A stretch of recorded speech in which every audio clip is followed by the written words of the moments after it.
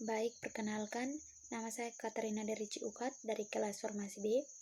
Di sini saya akan menjelaskan tentang fitokimia. Yang pertama-tama adalah pengertian fitokimia.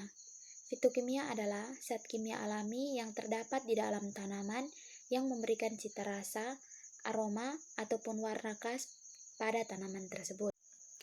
Yang berikutnya adalah sejarah fitokimia. Pada tahun 1645 sampai 1715, Nicholas membuat proses ekstraksi dengan melarutkan alkohol.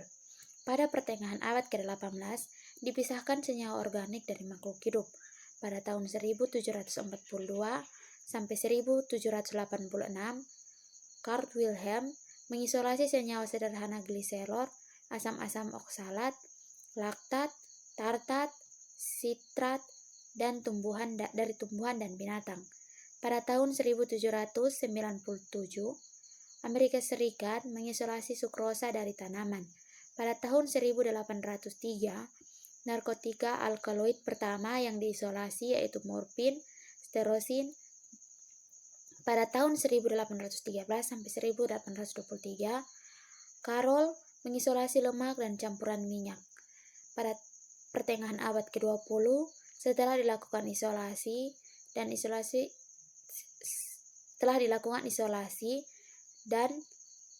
berbagai komponen kimia.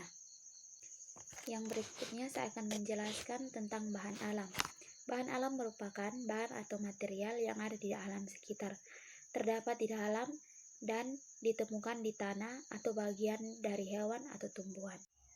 Bahan-bahan alam meliputi yang pertama, seluruh organisme yang belum mengalami pengolahan. Yang kedua, bagian dari suatu organisme. Yang ketiga, ekstrak dari suatu organisme. Yang keempat, senyawa murni. Yang berikut, saya akan menjelaskan tentang ekstraksi.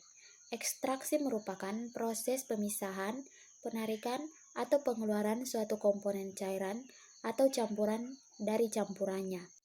Klasifikasi ekstraksi dibagi menjadi yang pertama, 1. Cara klasifikasi, yang kedua klasifikasi melalui solulasi, yang ketiga golongan ekstraksi, yang keempat ekstraksi sinergis.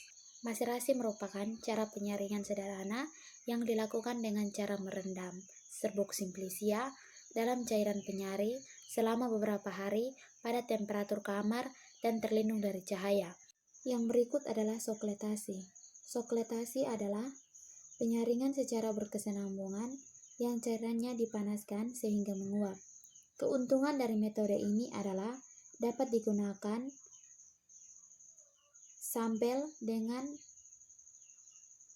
tekstur yang lunak dan tidak tahan terhadap pemanasan secara langsung. Yang berikutnya adalah perkolasi. Perkolasi adalah cara penyaringan dengan mengalirkan penyaring melalui serbuk simplicia yang telah dibasahi. Berikutnya adalah metode reflux. Keuntungan dari metode ini adalah digunakan untuk mengoreksi sampel-sampel yang mempunyai tekstur kasar dan tahan pemanasan langsung. Kerugiannya adalah membutuhkan volume total pelarut yang besar dan sejumlah manipulasi dari operator. Yang berikut adalah infusa. Infusa adalah metode yang populer untuk mengekstraksi minyak-minyak dan sampel. Baik, di akhir video ini saya akan menjelaskan cara mencegah virus corona mulai dari diri sendiri. Yang pertama, tetap di rumah sebisa mungkin. Yang kedua, cuci tangan dengan sabun. Yang ketiga, tetap pantau informasi. Keempat, jangan menimbun masker. Yang kelima, persediaan makanan, obat-obatan, dan sumber daya lain sudah cara bercukupan. Baik, sekian dari saya. Terima kasih.